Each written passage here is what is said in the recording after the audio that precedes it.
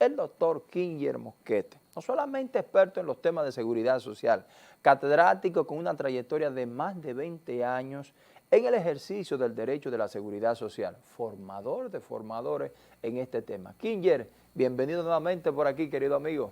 Buenas tardes, querido amigo Robert, claro que sí. Amigos televidentes, gracias por estar con nosotros como cada lunes. Hoy queremos conversar, Robert, sobre algunas novedades interesantes que han sucedido en esta última semana. Primero, el anuncio de la CISARRIL de que ha pagado ya más de 700 millones de pesos por concepto de subsidios por maternidad y lactancia y por enfermedad común solo en lo que va de este año.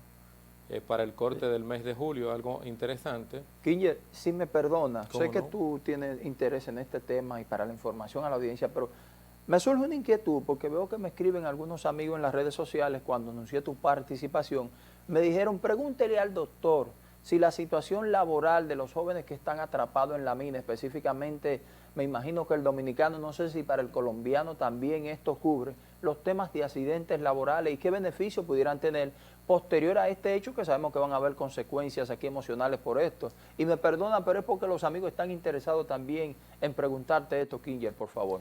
Cómo no, pero precisamente esa es la razón de ser de este espacio, educar a la gente, y qué bueno que están expresando sus inquietudes para enfocar nuestra participación. Sí, Mira, claro. en el caso de esos dos mineros que están retenidos, digamos, ahí atrapados en esa mina en Maimón, me parece, ¿verdad? Correcto. Pues mira, los trabajadores están protegidos por el seguro de riesgos laborales, tan pronto son ingresados a la nómina. Desde que son ingresados a la nómina, que son registrados ante la Tesorería de la Seguridad Social a través del SUIR, el Sistema Único de Información y Recaudo, ya están protegidos.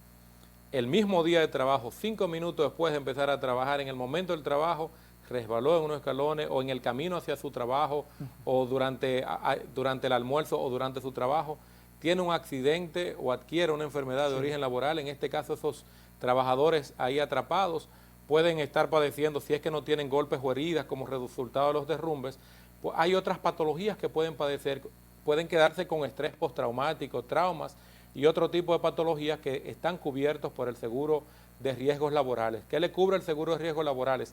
Si es que tuvieran algún desmembramiento, alguna herida, los tratamientos como resultado de ese accidente o enfermedad laboral. Ellos pudieran, la situación de estar ahí retenidos, atrapados, puede provocar en ellos algún tipo de patología como estrés postraumático. Y todo el tiempo que esos trabajadores requieran estando en licencia médica para recibir tratamiento, apoyo psicológico y hasta psiquiátrico si se quiere, y cualquier medicamento que se le indique para la ansiedad y todo eso está cubierto íntegramente, 100% por el seguro de riesgos laborales. Pero si esos trabajadores, Dios no lo quiera, los libre y los guarde, jóvenes luchadores, familia dominicana y extranjeros que vienen en busca de mejor vida a nuestro país, si Dios no lo quiere, le sucediera algo durante el rescate, se considera también un accidente laboral y la familia puede recibir una pensión por viudedad en el caso de las esposas o las parejas, y los hijos una pensión hasta que tengan 18 años y hasta 21 si estudian, y si tuviera algún hijo especial, una pensión vitalicia en razón del salario registrado del trabajador. Así es. Muy buen dato, Kinger, ese que da, y sé que debe llevarle un poquito de tranquilidad, porque como has dicho, no es la parte económica, pero permite aliviar el dolor para la familia, para poder seguir hacia adelante. Kinger, algo muy importante, muchas personas se preguntan, ¿implica esto algún tipo de indemnización de manera directa de la empresa? O si lo contempla la ley, indemnización económica para estos empleados. La ley establece indemnización en los casos de desmembramiento o que como resultado del accidente o la enfermedad laboral hayan caído en alguna inutilidad de alguna parte de su cuerpo, como un desmembramiento, por ejemplo, han perdido la capacidad auditiva.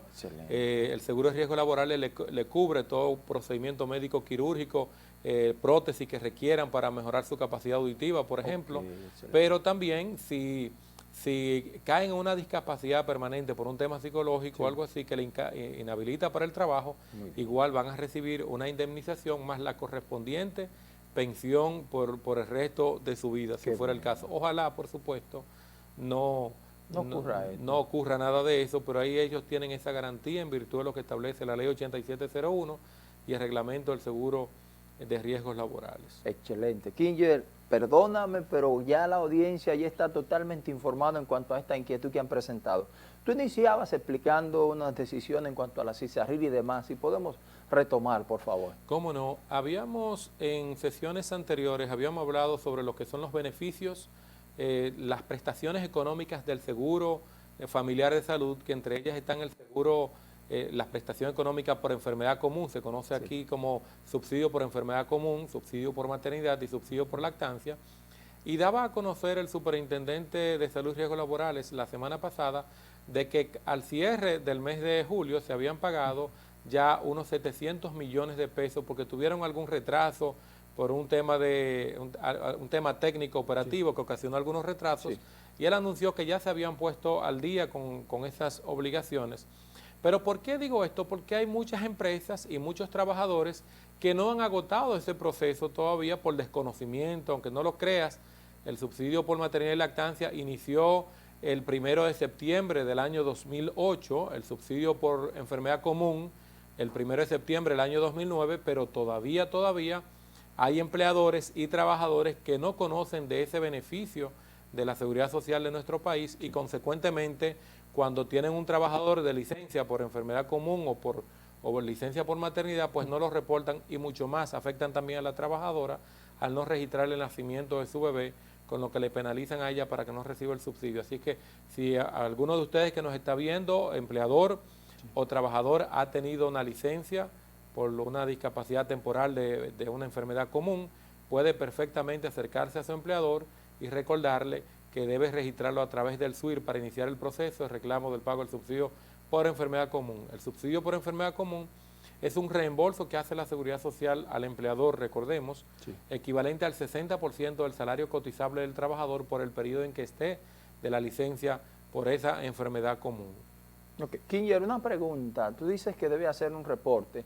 En caso de que no se lleve a cabo este reporte, ¿el empleador tiene alguna consecuencia o penalidad como establece la ley? Claro, la ley le establece sanciones, son fundamentalmente sanciones económicas en términos de cantidad de salarios mínimos, 50, 200, dependiendo si es recurrente en estas omisiones, pero por lo general es por desconocimiento y ese desconocimiento por lo general está afectando al propio empleador, porque lo cierto es que en la práctica los empleadores, cuando el trabajador está de licencia, pues le siguen pagando. Entonces, en términos prácticos, es un reembolso al empleador por el salario que le paga el trabajador, al cual ese empleador no está obligado, en virtud de lo que establece la ley 8701, a pagar a ese trabajador que ya es beneficiario de esa garantía del Sistema Dominicano de Seguridad Social. Así es que, aunque hay una consulta que le hizo la CISARRIL en algún momento a la DIDA, y la DIDA le dijo que esos derechos pueden perderse a los 5 años si es que no han reclamado el pago de esta prestación. No obstante, por tratarse de derecho fundamental, la seguridad social es un derecho fundamental, consecuentemente son derechos inalienables, son derechos que son imprescriptibles. Si usted se enteró 7 años después, claro, no espere los 7 años, pero si usted no actuó con una solicitud porque desconocía, puede hacerlo en cualquier momento, claro que sí. Muy bien. Kinger, muy importante. Quisiera seguir ahí mismo porque sé lo interesante que es esto. Kinger, hablaste de 5 años, pero tú sabes que tenemos una población totalmente desinformada en estos temas. Mira que primera vez alguien toma la iniciativa que tú has tomado de venir a hablar de seguridad social en la televisión. Fíjate que esto no es frecuente, no es muy limitante 5 años, muchas veces para ciertos reclamos que tiene nuestra población. Y quiero aprovechar ese pie ahí que te dejo, porque veo casos de que hay en estos tiempos que veo empleados que están tratando de hacer algunos cambios para optar por temas de pensiones, Kinger.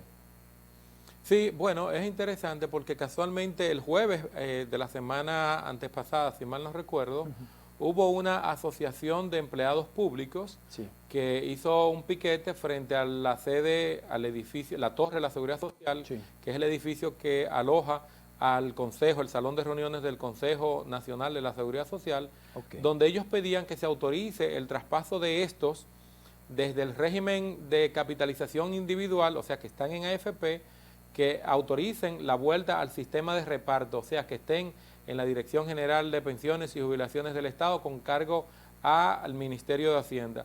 ¿Y esto por qué? Porque ellos entienden que cuando se afiliaron a una administradora de fondos de pensiones, en aquel momento, y como ha reconocido el propio Consejo en varias resoluciones, hubo una afiliación masiva sin que la gente supiera, tuviera conocimiento pleno de los derechos y garantías que tenían en un régimen o en otro. Pero escúchame, ¿ve lo mismo que estamos hablando del desconocimiento? Sí. Mira cómo tú optas por una elección que no sabía que te podía beneficiar en cuanto a una y otra. Claro, entonces algunos eligieron afiliarse a una AFP siendo derechohabiente ya para una pensión del sistema de reparto o estar muy próximo a cumplirla, y entonces después, cuando la DIDA empieza finalmente en operación, que es la institución que tiene el mandato por ley creada exclusivamente para informar, representar y defender a los afiliados del sistema dominicano de seguridad social. Te interrumpo ahí porque es necesario. Cuando hablamos del sistema de reparto, es lo que la población entiende como las pensiones a través de Hacienda. Exactamente, las pensiones a través de Hacienda y una dependencia del Ministerio de Hacienda, que es la Dirección General de Pensiones y Jubilaciones del Estado, la DGJP. Que tú le preguntas a cualquier ciudadano a dónde son esas pensiones y te dice a través del gobierno. Exacto, el gobierno. Las pensiones de finanzas te dicen todavía. Sí, así es. Pues mira, lo cierto es que bajo la ley 379 era una ley hasta cierto punto más ventajosa al momento de pensionarse. Muy bien, sí. Hasta ese punto es perfectamente conveniente. ¿Por qué? Porque en esos casos, dependiendo de la cantidad de años que tenga la persona trabajada en la administración pública, podía recibir de un 60, un 70, hasta un 80% de su salario, y si ha acumulado 35 años, pues una pensión del 100% de su salario, siempre que no pase el tope de 8 salarios mínimos, que en este caso está en el Estado en 10,000 pesos, o sea, hasta 80,000 pesos. No es ventajoso así. Si a ti te desvinculan del trabajo y no has solicitado la pensión, pues fácilmente pierdes todos esos años acumulados, que no sucede en CCI. O sea que cada modelo tiene su ventaja y su desventaja. Pero lo cierto es que muchos se afiliaron en el modelo de CCI, o sea, con una AFP, por desconocimiento, y esa Asociación de Empleados Públicos está pidiendo que se ordene el traspaso de ellos al modelo de reparto para poder aplicar con una pensión a la que ya son derechohabientes y que serían unas condiciones mucho más ventajosas, toda vez que sabemos que la proyección, la tasa de reemplazo está entre un 22 y un 30% de lo que representaría la pensión con relación al último salario del trabajador. Reclaman esos trabajadores también en el seno del Consejo de la Seguridad Social, en un piquete que hicieron ahí, que también se elimine el tope de los 8 salarios mínimos para el régimen de reparto, como tienen otras instituciones, lo tiene el Poder Judicial, lo tienen los trabajadores del Poder Legislativo, pero también lo tienen los trabajadores del Servicio Exterior y otras instituciones. Ellos quieren que se les quite ese tope, y hasta cierto punto